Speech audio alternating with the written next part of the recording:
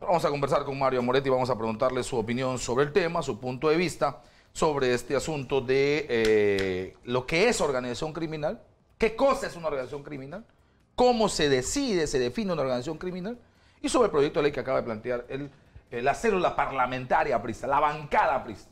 Qué gusto saludarle, doctor Amoretti. ¿Cómo está? ¿Qué tal? Muy buenos días. Buenos días. Bueno, ¿qué cosa es una organización criminal? Una organización criminal cuando se reúnen más de 3 personas para cometer diversos hechos delictivos. Es decir, que tenga la condición de permanente jerarquización y que acuerden, no necesita que se cometan delitos, acuerden cometer hechos delictivos.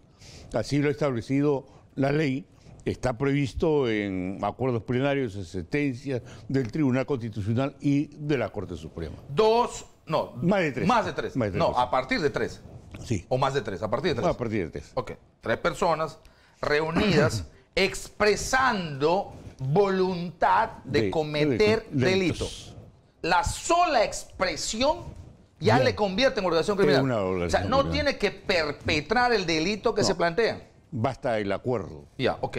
Primera cosa. Segunda cosa, trabajan como jerarquía. Sí. Es decir, tiene que haber alguien que establezca un mando, una dirección y una acción del resto. Exactamente. Entonces sí es posible que haya organización criminal en los partidos. Ah, no, indudablemente, y en las empresas. Y cuidado que esto resultaría sumamente peligroso. Que se llegue a legislar en el sentido de que las organizaciones políticas o regionales no son organizaciones criminales. ¿Y por qué digo peligrosa? Porque lo que ha existido en Chiclayo, la investigación que está llevando a cabo en Ancas, en Tumbes y en diversos lugares, y acá en Lima, comprendiendo no al partido, sino dentro del partido que se han organizado para cometer hechos delictivos. O sea, lo que podría estar creando esta norma es lo siguiente.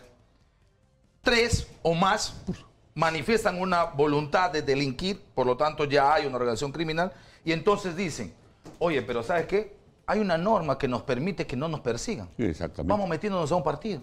Indudablemente. Nos metemos a un partido y como nos metemos a un partido, dentro del partido ya no hay prácticamente, ya se establece una especie de extraterritorialidad, ¿verdad? Una especie de espacio blindado donde la ley rebota. Indudablemente. Y eso sí sería complicado, porque igual hay criminales dentro de una empresa. No, y se aplicaría retroactivamente la ley. Entonces, los que están siendo procesados en estos momentos, en Chiclayo, en Ancas, señor, planteo mi sección porque yo pertenezco estoy en un partido político, estoy en una organización política. Y por lo tanto, estoy exento de responsabilidad penal en cuanto a esta organización criminal. Porque además se puede plantear retroactividad en el concepto que siendo una norma penal favorece al reo. Favorece al reo. Y sí podría darse. Estaríamos hablando de que si se aplica esto, caen quizá el 90%, si es que no es más, los procesos que se siguen a la corrupción. Por supuesto. ¿No? Allí que considero que esta norma no puede bajo ningún punto de vista ser aprobado por el Congreso porque sería sumamente peligroso y crearía más impunidad de la que tenemos en estos momentos. Aquí la norma establece que se puedan sancionar organizaciones. Por ejemplo, no existe una normativa que se establezca que una empresa pueda ser criminal en Perú. No. Porque en otras partes sí. En otras partes sí. En Estados Unidos, por ejemplo, hay un tema de criminalidad en las empresas. O sea, hay empresa criminal. No, pero aquí se sanciona que si bien es cierto, yo formo una empresa para realizar una actividad delictiva, estafar, o la trata de personas, o la prostitución. Aquí la ley penal sanciona a la empresa con la clausura, con la disolución. O sea, sí se penaliza la empresa. Se penaliza la empresa. Ahora, yo no entiendo una cosa, y voy a conversar con Jorge Jáuregui. Jorge Jáuregui está en línea conmigo, él es experto en temas electorales, y vamos a preguntar sobre el asunto de los partidos políticos, sobre esta norma, sobre la diferencia entre partidos políticos y organización criminal, y si es que la norma planteada como proyecto el día de ayer por Jorge del Castillo tiene algún sentido. Pero yo quiero preguntarle después cuál es la condición de Odebrecht, porque a Odebrecht como organización empresarial se le está dando precisamente esa categoría, por ejemplo, para el asunto de colaboración. estructuralmente, organizativamente. Entonces ahí a mí me queda un poco la duda cuando dicen los partidos no pueden delinquir. Si las empresas pueden, ¿por qué los partidos no? Me espera un segundo, doctor, porque vamos a seguir conversando. O permítame más bien añadir al diálogo al doctor Jorge Jáuregui, experto en temas electorales. Señor Jáuregui, ¿cómo está? Buenos días y bienvenido a Exitosa. Hola. Estamos a las 9 de la mañana con 43 minutos. Jorge Jáuregui es experto en temas electorales. Bueno, y lo que queremos preguntarle es el asunto de su experiencia, de su manejo de los partidos políticos, su conocimiento de la norma. Este tema de la posibilidad o no de infiltración, de participación o de concreción criminal al interior de los partidos políticos. Doctor Jáuregui, ¿cómo está? Buenos días. Aló. ¿Me escucha, doctor Jáuregui? ¿Cómo está? Buenos días. Sí, muy buenos días. Le escucho un poco lejos, sí. Ok, ojalá nos podamos escuchar mejor. ¿Qué opinión tiene sobre estos asuntos de la criminalización de la política, las organizaciones criminales en los partidos políticos, la diferenciación entre una organización política y una organización criminal, la vinculación de algunas, en fin, todo esto que estamos viviendo en los últimos días a propósito de la presentación del proyecto de ley de la célula parlamentaria aprista el día de ayer? Bueno, en principio hay que decir que los partidos políticos son un elemento fundamental para el funcionamiento de la democracia representativa y liberal, ¿no? Es indispensable que el país tenga un sistema de partidos consolidado. Sin embargo, también es cierto de que la evidencia empírica ha, digamos, demostrado cómo, sobre todo a nivel de los gobiernos subnacionales, se han presentado casos y, digamos, una alta incidencia de casos de corrupción a nivel de gobiernos regionales, locales, que hemos visto todos con autoridades que incluso no han podido terminar su mandato porque habrían montado organizaciones destinadas a cometer actos ilícitos en agravio de los gobiernos locales y regionales. Ello nos podría llevar a la idea clara de que es importante, así como es sumamente importante tener un sistema de partidos, legitimado y tal, también que estos sean transparentes. De este modo hay que distinguir que una cosa es una organización política, ¿no? Y otra cosa es una organización criminal que pueda insertarse dentro de una organización política y en determinados casos cometer actos ilícitos. Entonces, no. Sí, pero dígame en la práctica cómo hago esa diferenciación. Claro, si yo le pregunto a un médico me va a decir, a ver, señor Rosas, espérenme un momentito. El cáncer es un cuerpo extraño dentro de su cuerpo sano. Ok, le entendería más o menos. Es un conjunto de células que terminan formando un tejido que termina desgraciándote la vida. Ok, lo que normalmente hacemos los médicos es extirpar eso y por supuesto la posibilidad de que te quedes libre. Ahí yo puedo diferenciar mi cuerpo del cáncer. Ok, ese es un estadio. Pero ocurre que hay otro estadio, que ese cáncer aumenta y yo ya no sé diferenciar el tejido canceroso de mi propio tejido y es lo que se llama metástasis. Si quiero hacer un parangón con el tema de las organizaciones políticas y las organizaciones criminales, yo entiendo que en un momento determinado se puede hacer una diferenciación, pero yo no sé si en el Perú, que más o menos es lo que ha ocurrido con Odebrecht, ¿cómo separo la organización empresarial que per se no puede ser criminal de todas las actividades criminales de quienes la han dirigido en los últimos 15 o 20 años en Brasil y en gran parte del mundo, precisamente utilizando y haciendo de esta empresa prácticamente un actor criminal? ¿Cómo diferencio eso? Organización política hasta acá y organización criminal hasta acá, cuando tenemos una especie de transversalidad de la criminalidad en los partidos aparentemente. Bueno, el distingo es por el fin que persiguen, ¿no? Ve usted, hacer política es algo que es un derecho constitucional de los ciudadanos. Es algo además necesario y conveniente en una democracia porque los ciudadanos, a través del ejercicio de la política, es que participan y forman parte del gobierno a nivel regional, local, a nivel nacional. Entonces, la política en sí es una actividad necesaria, conveniente, constructiva para que la sociedad sea democrática. Entonces, las organizaciones políticas son aquellas organizaciones que están, que tienen como finalidad permitir el ejercicio del derecho de participación política de los ciudadanos en la esfera pública, a través de elecciones, a través de conformar gobiernos. Ahora, dentro de una organización política, sí puede constituirse un grupo que utiliza tal vez la organización política o utiliza cualquier otra forma de organización empresarial para cometer un acto ilícito. Entonces, si dentro de una organización empresarial o política, de un partido, de una empresa de construcción, se constituye una organización al interno que está destinada para cometer un fin ilícito, eso sí es una organización criminal, pues, ¿no? Porque lo que la ley peruana establece como organización criminal es si más de 2 personas se reúnen y se distribuyen funciones para cometer un fin ilícito, ¿no? Inclusive, okay. Sí, yo entiendo esa diferenciación. Yo entiendo esa diferenciación que teóricamente me parece bastante digerible. Cuando yo pongo ese reflector de la ley a la realidad, no me calza. Agarre usted Odebrecht, que es lo último, pero a partir de hoy ponga usted 50.000 ejemplos. Odebrecht.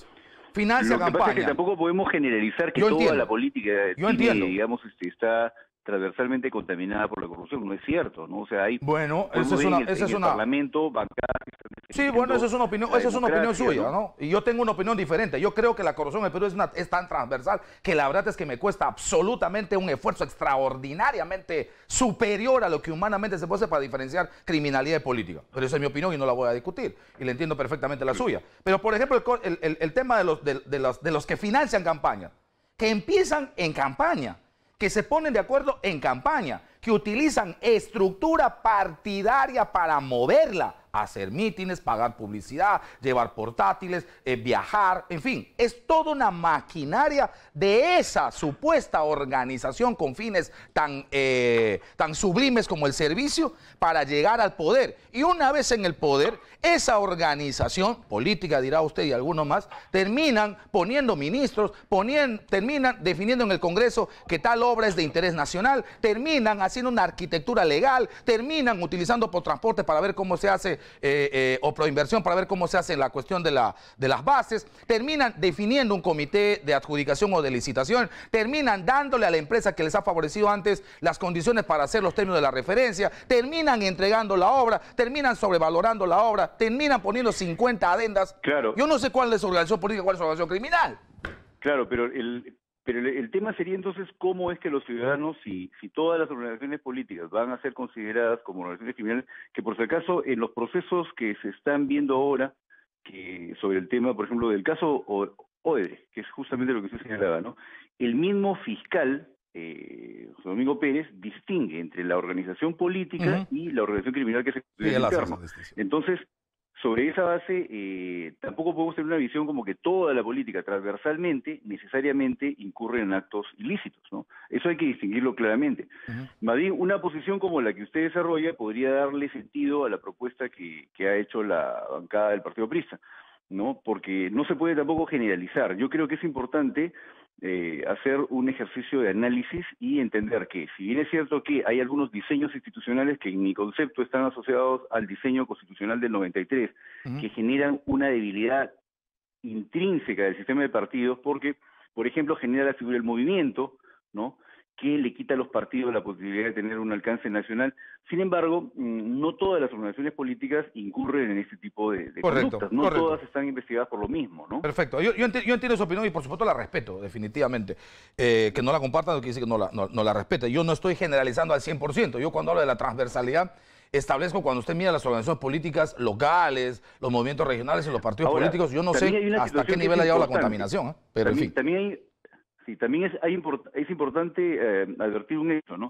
Y es que por la propia función de la política, eventualmente hay organizaciones, partidos que podrían tener una disidencia con poderes fácticos, ¿no? Estoy poniendo un escenario distinto al que usted plantea, ¿no? Podrían estar ejerciendo incluso la oposición en un parlamento, ¿no? No hablo de este parlamento, estoy hablando en forma abstracta, ¿no? Y sin embargo tampoco se puede permitir que como forma de persecución política se introduzca estos mecanismos de criminalizar la política.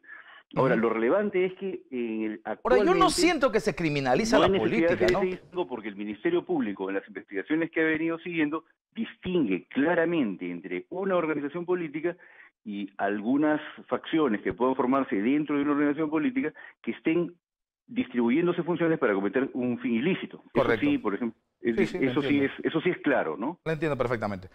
Y le agradezco además por compartir sus opiniones al doctor Jorge Jáuregui, experto en temas electorales. Gracias por estar con nosotros. Retomo la comunicación con el exdecano del Colegio de Abogados de Lima, el doctor Mario Amoretti. ¿Cómo hacemos para que finalmente esto no sea un retroceso? Sí hay una diferencia, por supuesto, y el fiscal Domingo Pérez, como dice el doctor Jáuregui, ha señalado, no es la organización política, sino un grupo enquistado en la organización política. Pero, insisto, esto es como diferenciar un cáncer simple de un cáncer metastásico. A veces uno siente que el cuerpo de la organización criminal es el cuerpo de todo el partido. Entonces habrá que hacer un ejercicio penal, legal, abogadil, para poder zanjar esa línea tan delgada que diferencia una organización sana de la organización contaminada, doctora Moretti. Indudablemente, y eso lo señala el Código Penal al aplicar medidas accesorias a las empresas. Dice, usted puede clausurar cuando ve que dentro de la organización, dentro de la empresa o de la persona jurídica, se ha enquistado un grupo de gente y ha utilizado a la empresa para delinquir. Entonces, ahí hay una disolución, hay una liquidación. Pues, Sí, Odebrecht, no por ejemplo, tenía una contabilidad paralela, Claro. tenía una oficina de ¿cómo se llamaba?, de asuntos estructurados, tenía gente definida, creaban offshore afuera, hacían una especie de ruleta del billete, generaban compromisos falsos, empresas falsas, depositaban el dinero en empresas falsas, utilizaban doleros para meter el billete. Es decir, es toda la organización, el ente empresarial utilizado por criminales, lo que para mí hace que la empresa se torne criminal, aunque para la gente de derecho diga, no, eso no es posible. Yo no veo mucha diferenciación. Veo complicado diferenciar cuando la corrupción está tan metida, qué es la organización sana y qué no es la organización sana. Claro, pero justamente le decía yo que en el caso de para disponer una medida accesoria contra una empresa, contra una persona jurídica o contra cualquier institución, no necesariamente sea lucrativa, como podría ser un partido político. Pero se dice, bueno, si no está totalmente enquistada, está la gente dentro de esta organización para utilizarla, para delinquir, hay parte que se puede utilizar de los suscitantes que lo utilizaron, pues vayamos a una resolución en la cual solamente se le suspende temporalmente. Entonces, si está enquistada totalmente, clausura, liquidación. Sí, pues, pero ahí hay que hacer un ejercicio extraordinario del tema penal, porque mira, si damos, escúcheme bien lo que digo, porque yo sé que hay mucha afirmación que puede doler y puede generar resquemor. 9:55, esta es la hora en todo el Perú. Si damos por válida la tesis del fiscal, por supuesto que ese es un concepto negado hasta ahora, porque eso se tendrá que ver en juicio y en determinación en instancia final, seguramente en algún momento, con casación incluida. Ok. Demos por hecho el razonamiento del fiscal, que existe una organización criminal dentro de la organización partidaria y ha establecido modos, operación, ha establecido jerarquía, Si yo le doy por hecho, me pregunto, si todos a los que alude el señor fiscal sí son criminales, ¿qué le queda a Fuerza Popular no criminal? ¿Quién le queda? Nada. ¿Quién le queda? Insisto, escúchenme mi condicionamiento. Si doy por válida la tesis fiscal, si finalmente en instancia final con casación incluida dice el Poder Judicial, sí tenía razón Domingo Pérez, y agarro desde la estructura, el modus operandi, la acción que para el fiscal es criminal y la determinación de hecho, ¿qué le queda? ¿Quién se queda en Fuerza Popular? ¿Quién se queda? Ahí es lo que haciendo una liquidación. O sea, si estamos hablando de quienes dirigen, de quienes son las figuras visibles, de quienes representan el liderazgo, de quienes representan en algún momento incluso los votos de ese partido, o sea, es el partido. Sobre todo que vayamos nosotros, que el Congreso actual no ha querido criminalizar, no ha querido penalizar los aportes que se han bancarizado. ¿Por qué? Porque esos aportes, muchos, en algunos de los casos, provienen del narcotráfico. Minería ilegal. Corrupción. Minería ilegal. Sí. Y es allí que... Narcotráfico. El narcotráfico viene financiando campañas de hace muchísimo tiempo. Y hemos tenido gobiernos complacientes con narcotráfico. Hemos tenido narcoaviones. Hemos tenido pagando $15,000 el vuelo y hemos tenido asesores presidenciales con el más alto nivel de influencia en decisiones políticas del país recibiendo dinero de los capos del narcotráfico. ¿Qué? ¿Gratuito? ¿Y no es organización criminal? No, pues. No, porque yo creo, porque los fines son acrisolados, casi una especie de deidad. Debe ser en la teoría, pero el asunto es que... En teoría. El asunto es que lo que condena o lo que persigue, en este caso la ley, es la práctica, ¿no? Por supuesto, y nuestra realidad. Sí, es como que si yo diría, oiga usted, señor, el que se mete al sacerdocio, es para mí, yo soy cristiano y soy católico, lo digo 1.000.000 de veces, y no me interesa que se ría. Además soy de confesión. Y alguien me diría, en mi lógica de creencia en el magisterio de la Iglesia Católica, un cura representa a Jesús. Es su ministro. Entonces yo diría, ¿ok? Y por supuesto le pondría una vela, pero estaría idiota si le pongo una vela a un violador. Y el fiscal y la ley y la constitución y el código de procedimientos penales no está persiguiendo a quien acrisoladamente en el marco de un apostolado y un magisterio decide seguir a Cristo en condición de suministro. Le va a perseguir un violador miserable, hijo de su madre, perdón de la expresión, que ha decidido ponerse la sotana para violar. Ahora, ciertamente eso no me va a hacer decir, pero eso no le contamina a la Iglesia Católica. Sí, pues, porque la Iglesia Católica en todos los últimos años, con algunas idas y venidas, con algunas puntas de hipos y de hiper, ha tenido postura clara en relación a la diferenciación. O sea, y ahí a mí me queda, o sea, entiendo que es para defenderse los políticos y entiendo que están vendiendo su pan, por supuesto, y seguramente, ojalá no se la compren ustedes fácilmente. Pero bueno, ¿qué va a pasar si es que esta norma se aprueba, doctor? Si se aprueba, la verdad que los procesos que se vienen ventilando contra algunos integrantes de agrupaciones políticas o cuestiones regionales saldría exento de responsabilidad en cuanto al delito de organización criminal o asociación ilícita, como se les ha abierto proceso. ¿Y por qué? Porque la pena más grave va hasta 15 o 20 años en estos delitos. Correcto. Y si se suman los delitos, pues la verdad, la sumatoria le quedaría, pues, saldría en libertad a los 10 años. Correcto. Y no a los 30. Doctor Moretti, le agradezco mucho por estar con nosotros. Gracias por compartir la conversación. Gracias. Y gracias también, por supuesto, al doctor Jorge Jáuregui, que nos atendió la llamada hace unos instantes, dándonos un punto de vista totalmente diferente y exigiéndonos una cosa que me parece bien. O sea,